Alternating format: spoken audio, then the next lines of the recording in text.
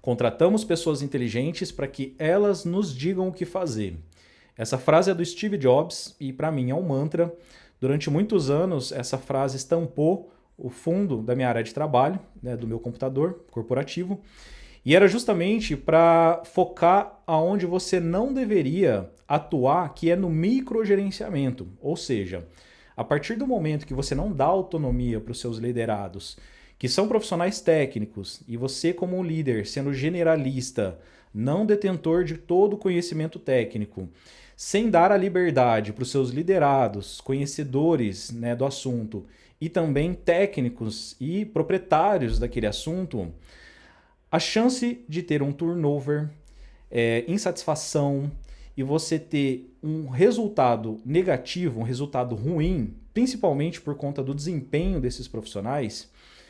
essa é uma métrica que muitas empresas, e eu diria a maioria delas, não mensura, não desenvolve pesquisas, não se aprofunda para ter clareza sobre o entendimento do quanto o microgerenciamento ele impacta hoje negativamente nas empresas. Bom, o Google, por meio do projeto Aristóteles, que ele nomeou como um projeto para identificar o porquê que algumas equipes que performam muito bem e geram bons resultados, eles têm um desempenho melhor do que equipes medianas, e foi justamente nesse aprofundamento que ele identificou que a principal causa, o número um, o critério número um desses times de alta performance desempenharem um bom resultado era principalmente por conta da autonomia que os executivos davam para o seu time técnico. Ou seja, esse projeto deixou muito evidente aspectos que fizeram com que todo profissional organicamente deveria praticar em toda a companhia, que é justamente atrelado ao fator segurança psicológica, ou seja, ter a liberdade de poder discordar da sua liderança, apontar falhas operacionais dentro do processo, opinar dizendo o que deve ser feito, qual é o caminho que deve ser feito, afinal, ele é o detentor do conhecimento, ele é o profissional técnico e capacitado e que inclusive foi contratado para exercer essa atividade. A McKinsey também já trouxe um estudo que evidenciou quais são os principais critérios de retenção de profissionais altamente qualificados e altamente inteligentes dentro das companhias e que justificam a permanência dele por vários anos dentro da mesma companhia. E o principal fator levantado era justamente a autonomia, ou seja, os profissionais que não se sentiam aptos na prática a exercer aquilo que ele é um especialista e contribuir com os resultados, projetos, em detrimento a decisões que são tomadas e que não são levadas em considerações fatores técnicos, pura e simplesmente por achismo, exatamente esse é o principal ponto de insatisfação e é o que causa o turnover entre profissionais altamente qualificados. Bom, por que eu trouxe esses dados aqui? É justamente para endossar aquilo que é refletido na prática do mundo corporativo.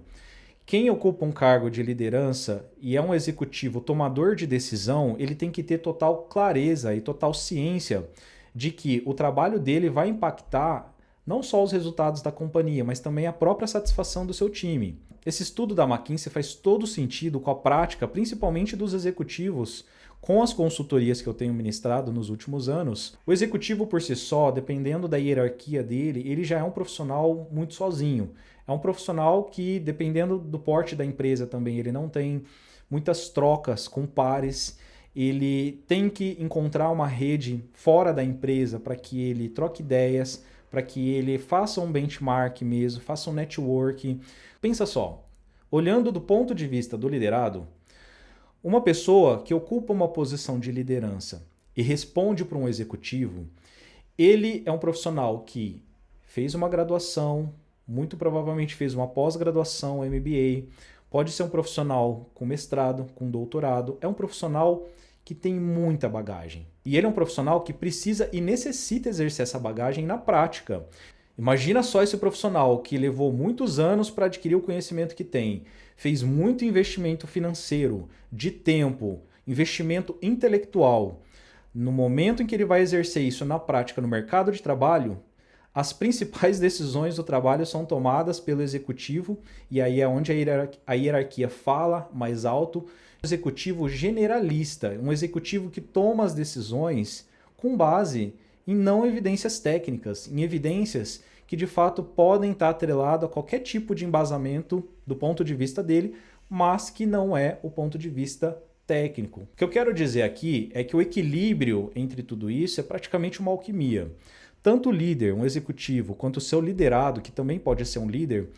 eles devem ter um ponto de equilíbrio onde o ego fica totalmente afastado do profissional, deixa isso para ser tratado no âmbito pessoal,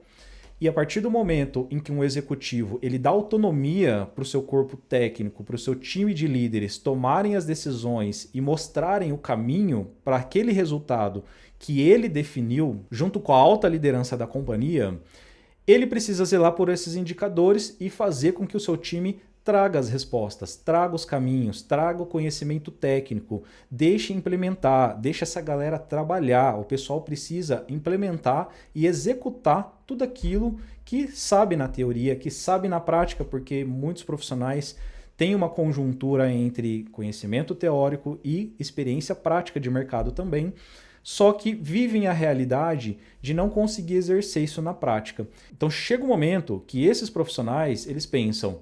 estou fazendo arroz com feijão, estou tentando implementar o meu trabalho, estou tentando mostrar o caminho, estou tentando gerar resultados. Não é o que acontece na prática, então eu prefiro ter paz do que razão. Só que essa forma de pensar é exatamente o que causa um turnover altíssimo nas companhias. Os RHs teriam um papel de suporte para tentar entender essa dinâmica e desenvolver iniciativas para que isso não ocorra na prática, ou pelo menos que existam iniciativas de conscientização do corpo executivo para com a sua postura, para com o formato da sua liderança. Então cabe às empresas desenvolverem pesquisas como a iniciativa do próprio Google. Eles desenvolveram o projeto Aristóteles dentro da sua companhia. Foi um processo in-house que eles pegaram 200 times, 200 equipes e fizeram um mapeamento durante um período, se propuseram a colocar pessoas especializadas para analisar o comportamento desses times, para chegar na conclusão de que as equipes de alta performance são as equipes que pregam a autonomia, onde o corpo executivo, a liderança, dá autonomia para os seus times, e isso é refletido nos resultados daquela área. Os times medianos eram os times que eram concentrados em microgestão, que eram concentrados em decisões tomadas pelos executivos que não eram baseados em dados, não eram baseados em questões técnicas, e era exatamente esse processo que era refletido tanto no resultado quanto na saída dos talentos e das pessoas que eram extremamente relevantes para a companhia, mas que não suportavam ficar nesses times porque não tinham voz, não tinham atitude e não podiam zelar pelo seu conhecimento exercido na prática. Bom, então a reflexão que eu quero trazer aqui é justamente essa. Hoje, o papel que você desempenha, você que é uma pessoa técnica, qualificada, que possui toda uma bagagem de conhecimento técnico e prático também, de experiência de mercado. Hoje você desenvolve 100% de autonomia na posição em que você atua dentro da sua empresa? Me conta aqui nos comentários, porque vai ser um prazer ler a experiência de cada um dentro desse contexto, uma vez que a gente não consegue achar muitas fontes e muitos debates dentro dessa dor de mercado, que é uma dor existente, mas não tem muitas pessoas que falam sobre. Principalmente não tem iniciativas de combate e de atuação para essa mudança de comportamento, principalmente nessa camada executiva, que é uma camada que tem muita responsabilidade. E ela é um dos principais interlocutores de uma empresa para geração de resultado.